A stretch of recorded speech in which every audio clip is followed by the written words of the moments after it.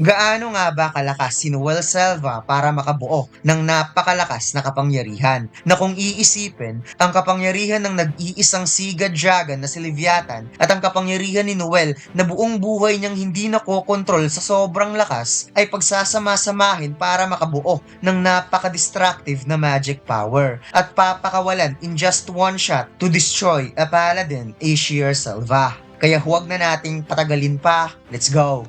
Sa huling chapter, muli nang nakabalik si Nozel Selva para tulungan ang mga kapatid na kalabanin ng kanilang ina na si Aesir Selva. Kaya sa pagsisimula ng chapter na ito, napangiti si Kayato at Kanoho nang makitang nagkakasundo na at nagkasama-sama ang magkapatid na Selva. At sinabi nilang sila nang bahalang mag-aasikaso sa iba. And by the way mga lads, ang title ng chapter na to, The Selva Siblings. Gumawa ng napakalawak na mist magic si Nebra na tinatawag na Mist Magic Bewildering Forest of the Mist upang hindi makita ng kalaban ang gagawin nilang hakbang at plano. Inisip niya na kahit sa mga kaunting sandali, nangangailangan pa rin sila ng mahabang oras kaya dapat kailangan na kaagad pag-usapan ng kanilang next move habang may oras pa. Seryosong tinawag ni Nozel ang pangalan ni Noel na ikinagulat naman ni Noel dahil minsan na ring naging malupit si Nozel sa kanya noon at ngayon nagbago na rin. Sinabi ni Nozel sa kanyang bunsong kapatid na si Noel ay mayroon talagang talento at extraordinary magic sa simula pa lang, ngunit hindi nito kayang kontrolin ang kapangyarihan to the point na naging marahas ang kapangyarihan nito. Sa ilang punto, naging habit nito ang unconscious na pagdadalawang isip sa paggamit ng magic spell. Kaya ngayon, sinabi ni Nozel na punuin ni Noel ang lahat ng kanyang kapangyarihan at ang kapangyarihan ng Leviathan at pakawalan in just one attack dahil wala nang iba pang paraan para sila ay manalo sa laban, kung saan mas lalong napadilat ang mata ni Noel sa plano ni Nozel na parang siya ay nagdadalawang isip kung kaya-kaya niyang gawin ang ganoong kalakas na kapangyarihan. At maya-maya, heto na naman sa Aesir Selva. Nagawa niyang mawasak ang parte ng mist na kinaroroonan ng magkapatid at makikitang ito ay nakangiti dahil finally, nakita na daw niya ang kanyang mga anak at hindi pa daw sila tapos. Seryosong nakatitig si Nozel na parang ipinakita niyang handang-handa na ang kanyang sarili na labanang muli ang kanyang ina. At dito'y umilaw ang kanyang grimoire na parang mayroon siyang bagong magic spell na inihanda.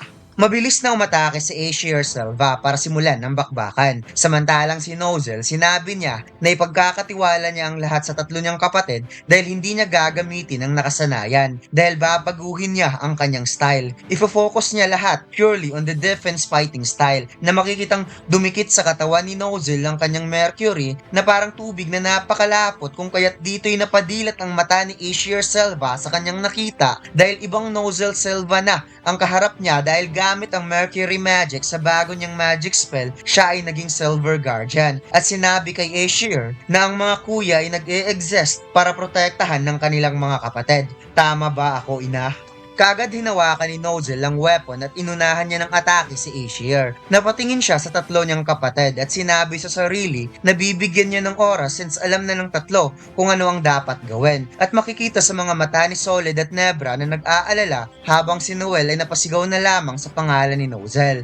Nagulat si Noel nang nilapitan siya ng dalawa niyang kapatid at hinawakan ng kanyang mga braso na makikitang malungkot pa rin ang dalawa na nakatingin kay Nozel. Sinabi ni Nebra kay Noel na siya at si Solid ay magbibigay ng support sa gagawin nitong magic spell at tugon naman ni Solid na huwag isipin ni Noel ang pagkontrol ng kapangyarihan o kahit anong pagdadalawang isip. Basta ang gagawin lamang nito ay i-charge ang kapangyarihan into the highest level then pagkatapos papakawalan kung saan napatulala na lamang si Noel sa kanyang narinig dahil mukhang ito na ata ang pinakamalakas na magic na gagawin niya kaya siya ay napasigaw upang i-boost ang hype na napawikang let's go!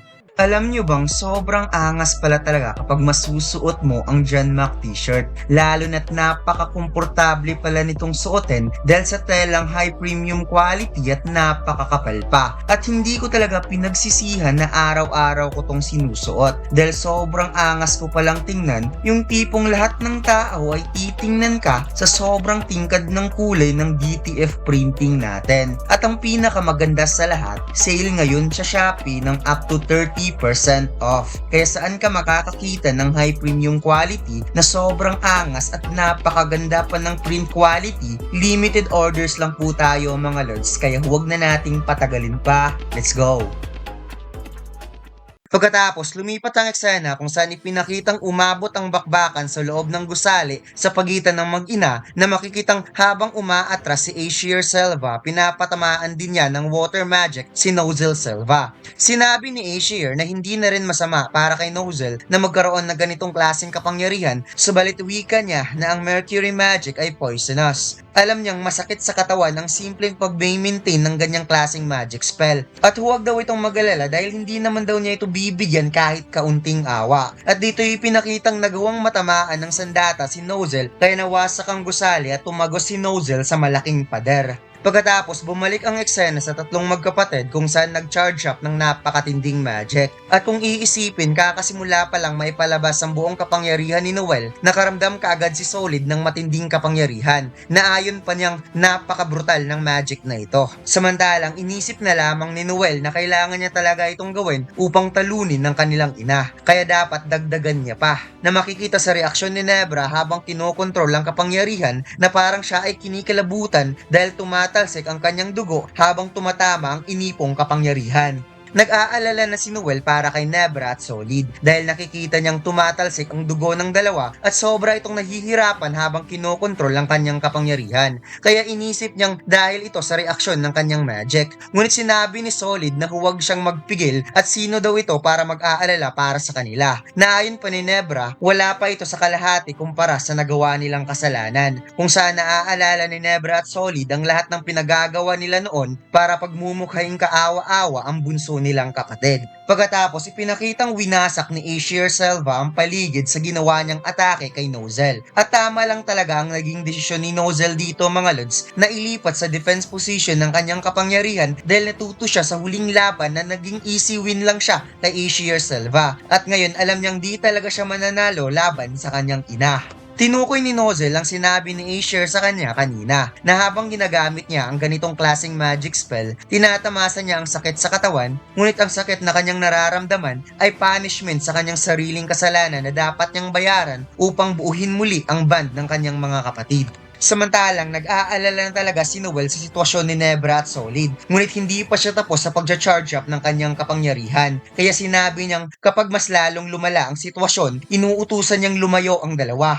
Napaduko si Nebra at sinabing mahal daw niya ang kanyang ina dahil sa lakas, kaakit-akit at ang kanyang ina lang ang pinakamaganda sa lahat at dito'y sinabi niya na si Noel ang pinakaimahe ng yumaong nilang ina kaya sobra talaga siyang nainggit noon pa. Kaya napatitig si Noel kay Nebra dahil sa pag-amin nito kung ano talaga ang rason kung bakit ganun ang pagtrato sa kanya ni Nebra noon. At dito'y mayroon ding inamin nitong si Solid na nung maliit pa lamang si Noel, nasulyapan daw niya ang kahanga-hanga na magic nito at that time. Kaya sobra talaga siyang nagalit dahil mayroon din siyang water magic. Gumaan daw ang kanyang pakiramdam nang nalaman niyang hindi kayang kontrolin ni Noel ang sarili nitong magic. Kaya dahil dito, palagi niya itong inaaboso, tinatakot upang siguraduhin hindi siya malalamangan. Kung kaya, sa moment na ito, biglang sinabi ng dalawa ang taos-pusong paghingi ng sorry kay Noel. Kung saan napadilat nga itong si Noel sa kanyang narinig habang makikita mo talaga sa mga mata ni Nebra at Solid na sila ay sincere sa paghingi ng tawad sa bunso nilang kapatid.